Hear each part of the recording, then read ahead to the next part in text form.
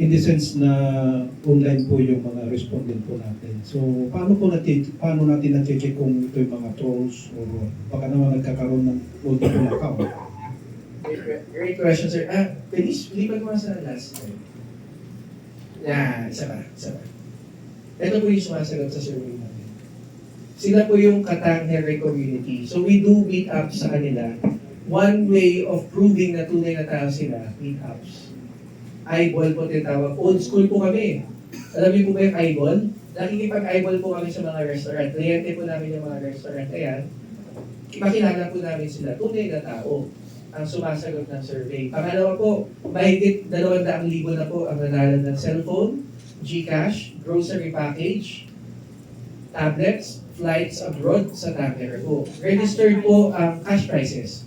Registered po kami sa Department of Trade and Industry, DTI. Paano nyo maklaim ang prices nyo? Kung troll ka, wala kang valid ID. Kailangan ko na valid ID. Hindi yung papayagan ni DTI na ibigay ang cellphone mo pag hindi mo binigay ang valid ID mo. So that's our way of validating. Pangatlo po, we do focus group discussion. Ano po ang focus group discussion? FGDs. Medyo technical. Ito mga online, face-to-face interview po yan. Tinatanong namin sila ng mga bagay-bagay. Halimbawa po, ilan ang appliances mo sa bahay? Ilan ang kotse nyo? Yung toilet nyo ba gumagana ang flush nila? Bakit namin tinatanong yun? Tinatanong namin yun to monitor their socio-economic status. Kasi may formula po ang PSA, kung Class A ka, Class B, Class C. According nga sa PSA, kung wala kang kung wala kang flushable toilet sa bahay, Class E ka. Yung mga ganun, tinatanong po namin yan. Dito din po namin sa panel dito. Follow-up lang sir, paano nyo nakukuha yung mga respondent ninyo? Are they going to apply or yung mga tao nyo ang pipili? Libre lang po yan. Download nila po yung app, sagot kayo ng survey. Minsan, nag-recruit kami.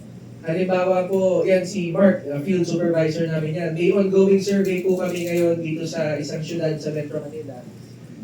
Pinopromote na din namin sa house-to-house survey yung app. And then, pag may survey po kami na halimbawa ginawa namin sa Department of Trade and Industry, mga business owners, nag-recruit na po kami. So we do manual recruitment also. But mostly, word of mouth po yan. Kasi libo-libo na nanalo weekly. Saan galing training nyo? Galing ba sa politiko yan? Hindi. Dami namin kliyente private institutions po. So, doon na po nagagaling din yung pa-survey. Okay, thank you. Foreign investor.